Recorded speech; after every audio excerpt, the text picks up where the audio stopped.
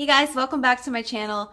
So I wanted to take you on a kind of mid to late winter plant tour, show you guys what's been up. I've did a little bit of Marie Kondoing with my plants, gave some away to new homes that weren't thrilling me, and I want to show you guys how everybody else is doing because it's been a while since I've done a plant tour.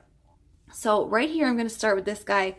This is my Pylea and this is all the babies. So I put all the babies in a pot together. You can see the two larger ones and then there's a few smaller ones on the side there. Now next to that I have my Thanksgiving cactus, and this guy just got done blooming. I took pictures, so I'll see if I can insert one, and I was so thrilled by that. So basically what you have to do is make sure it gets like a day and night cycle. So I had to move it from this window during the Christmas season, and that's when it set buds. And this one came from IKEA about a year ago, and this is one of my favorite plants. Next, I have one of my Tillandsias, and I moved them out here because I wanted to see them more. They used to be on the dining room table, but I like them better in the kitchen. So this one is just a little guy in there. And then down here I have some plants just in a tray. Now that is an experiment. My Pylea plant, the mother one, got way too big and top heavy and kind of broke. So I've got the very top of it in water to see if I can get it to root and plant it up on its own. So fingers crossed. I don't know if they can be propagated that way. And then there I've got a Gasteria. And then in the back I have a Euphorbia. And then that is my string of pearls there. Now up on my top shelf here in the kitchen window, this guy is another one of my favorites. This is a silver pothos, and I picked him up I think at Walmart last spring, and it was just a really small plant, and this one has grown so much. I keep trimming it. I'm taking some of the cuttings to work when they root.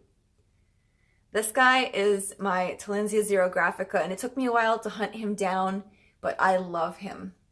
So he's one of the ones that is more accepting of dry conditions. So basically, I just run him under water about once a week, once every week and a half or so, and then dry him upside down. And then I just put him right back up there. And this is my Rhipsalis. This is another one that's doing really good out here. I don't know if you can see it on camera, but some of those guys in the back are a lighter green. That's all new growth that this is put on. And I've taken a lot of cuttings from this guy too. I have another pot in the basement of this that goes outside in the summer. And then I also have some at my work of just cuttings. And all I do is I cut at one of the joints and then just put it in the soil. And then this is another one here that is doing so good right now. This is my baby's tears, and I got this in a tiny, tiny container as a terrarium plant last winter. And it just has that really cool spilling over look. And sometimes I will give it a haircut, but I haven't recently because I kind of like how it looks messy. Now another plant I have out here in my kitchen that I love is my curly spider plant. And I just love the colors on this guy. And then he's just in this metal pot that hangs in front of the window. Now this is a north-facing window, and he's been here for a couple of months and he seems to be doing okay with it. So this is a good plant, I would say, if you guys don't have a ton of light. This guy seems to do really well. And then down here right now, I've only got the cuttings of that Pothos. I'm trying to get them ready to go to my desk once they root. Now if we come in here in the bathroom, I've got some more of my favorite plants. So this one up here is my Calathea orbifolia, and I love this guy. I found him in a grocery store last year when we were going through that big power outage after the storm. We were staying in a hotel, and I went into the grocery store just to see what kind of plants they had, and I found him. So these guys need a lot of humidity, and you can see sometimes he doesn't get enough. But for the most part, I feel like he's doing really well. And this one here, they have these at Home Depot right now in a different color. And well, my Home Depot. This is a Peperomia obtusifolia. I'm trying to do these all off the top of my head. So this one is a really slow grower. I've had this guy probably almost a year now, and so far that is all the new growth I've gotten. But it seems to be doing okay. I do wish it would grow a little bit faster. And then right here is my lemon button fern. And this guy gives me a little bit of trouble. I had a stretch where he was doing amazing, and then I forgot to water him for like 4 days, and it was all downhill. So he had a bunch of crispiness underneath. But I tried to pull all that out and trim him up a little bit, and hopefully he'll bounce back. And then I'm going to take you guys over here because I've got 2 more over here. Now, I used to have a ton of plant shelves over here, but I since have moved them because I had to move that in here. It was a whole big story with getting a big TV in the bedroom, and if you watch my videos, I'm sure you've seen that. But I have this bird's nest fern in here, and I really like this guy. And then this Hoya Carry Eye. If you are looking for one of these, now is the time to find one. Stores usually put them out for Valentine's Day. And what it is a leaf cutting, basically, off of a vine. So they will cut the leaf and they'll just plant it up. Now this, I don't want to say like positively, but most of the time these will not grow anything other than just being a leaf. If they cut it with a piece of the vine, you have a chance at getting a plant, but most of the time you're just going to end up with a leaf in a pot. So do know that ahead of time. And I was okay with that because I wanted it to stay like this. And I got this guy around last Valentine's Day. So as long as you treat it like a succulent and water it sparingly, it does really good. So now we're here in my dining room, and I'm going to show you guys these at the end of the video because I'm going to save the cacti for last. I want to show you my Sansevierias because these are some of my favorite types of plants. These are one of the plants that I always told myself I'm never going to get them because they're like an old lady plant, but I love them and I just keep finding new varieties.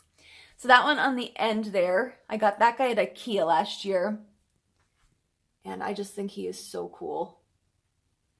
These are all Sansevieria versions of them. Everybody is from last year except for this guy in the end, the starfish one. He is a recent purchase, and I found him at Price Chopper. And I do know that my Home Depot has a section of little plants like that. They come in little like cement potters and all different Sansevierias. So I've just got those guys up there. And Spark Joy, because that's kind of been my motto since New Year's. I've been going through everything, and everything that I have has to make me happy or it's going to go to a new home. And then over here is my Moonshine Sansevieria. And if you guys hold on a second, I'm going to grab a chair because I want to show you guys. I noticed this winter that it's getting pups. And these are ones that you have to wait for pups to grow. You can't do a leaf cutting to get the plant, otherwise it will revert back to the dark green. But you can see I've got that guy in there, and then there's another one way in the back there growing. And this is another one that I picked up last year during that power outage.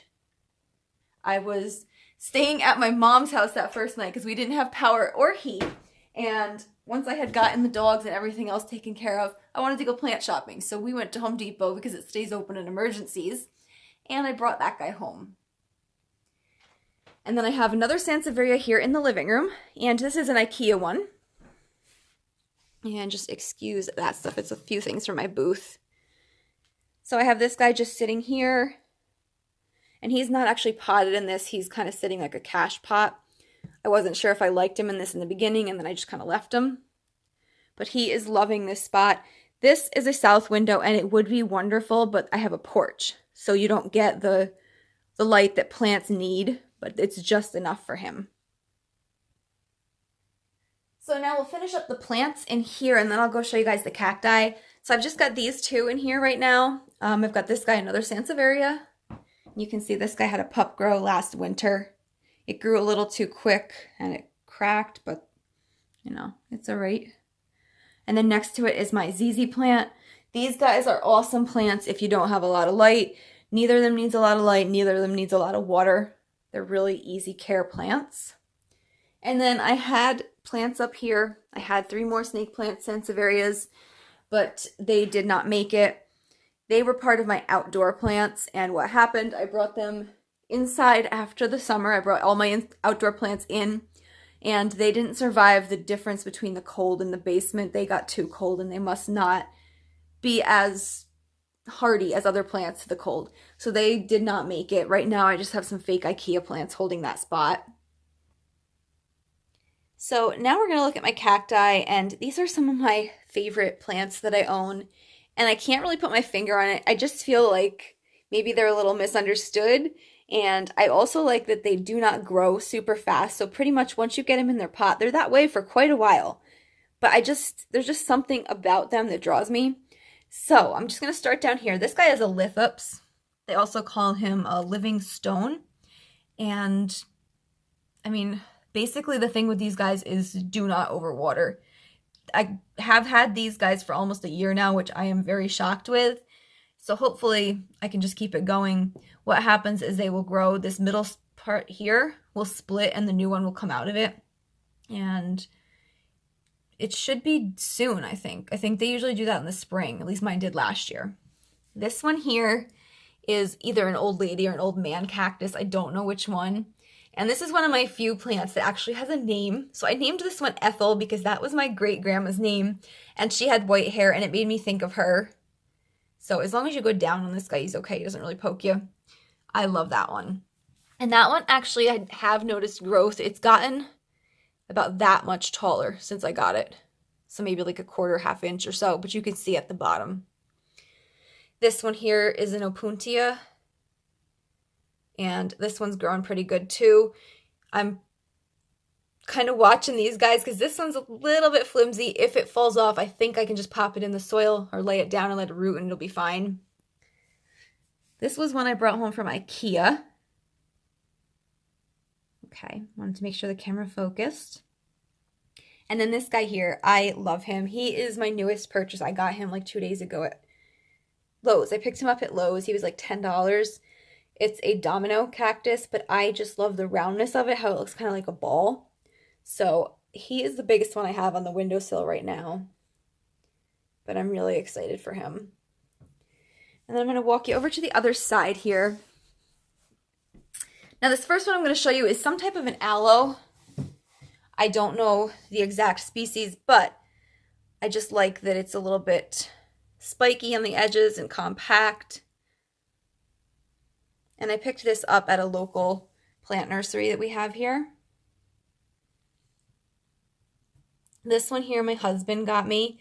And I kind of like how it reminds me of lace. It reminds me of lace or doilies or things like that just because it's got such a cool pattern of white. And then this one here is my little devil's tongue cactus. I had a large one for my back porch during the summer, and I love it so much. When I saw the baby, I had to bring that guy home. So these guys are really, really sharp.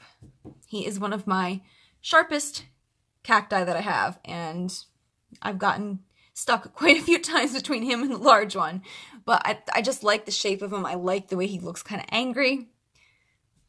So next to it is, let me see if I can get this right.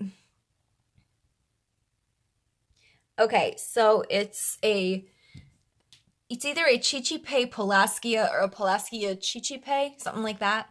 But I love the coloration on this guy. So let me see if I can get in close and make it focus. Do you see how it's got that light green and it kind of goes down almost in a chevron pattern? I just feel like that is so pretty. Then next to it is my Toothpick Cactus. This is another one I brought home during that power outage. And this sounds, every time I say this, it sounds crazy. Like you're staying in a hotel, you have no power, and all I can do is plant shop and add to my collection because I keep finding neat ones. But this guy had an accident last year. I'm going to see if I can turn him without doing it again. I was picking him up, trying to juggle too many, and I dropped him. And he healed. So you could, right down there. He got a hole punched in him. But he did eventually heal. So, and then what I'm doing, I'm trying to rotate these guys regularly so they will grow evenly. Now next to it, this one here, my husband got me last Valentine's Day. This was one of those little Living Trends ones that they give you in those little, the adorable pots. The pots are really cute, but they have no drainage, which is not going to work for a cactus or for succulents. You know, you really need drainage. So I took it right out of that pot and put it into one that did have drainage. And this is about a year later. He's still doing good. And he has about doubled in size. When I got him, he was about half the size he was. And then down here on the end is just this little guy here. And I don't know his name, like what kind he is. But I thought he was cute, the fact that he looks like a ball. I think the ones with the odd shapes kind of are what get me. So that is how all my plants are doing. And you can see I have some twinkle lights woven in. That's what that stuff is. So I have them right now. At nighttime, the twinkle lights will come on with them, and it'll just be like a little bit of mood lighting. So I hope you guys enjoyed seeing all my plants, how they're doing. I cannot wait for spring. I'm going to probably in March do the first watering on these guys. That's something else I wanted to tell you. I don't know. When I put them around September, I put them down in the basement. So they went from being at about a 70-degree temperature to probably down to about 50. And I don't know if you have to do it if you keep them in the warmth or not, but I withheld water. I haven't watered them since September. Now just watch them. If they look like they're getting soft, I will give them water if they look like they're going to smush up. But otherwise, I have not watered them. So their first watering is going to be coming up probably in March, and we'll see how that goes. Okay, but anyways, I want to thank you guys for watching my plant tour, kind of seeing what's going on, and I will see you in the next video.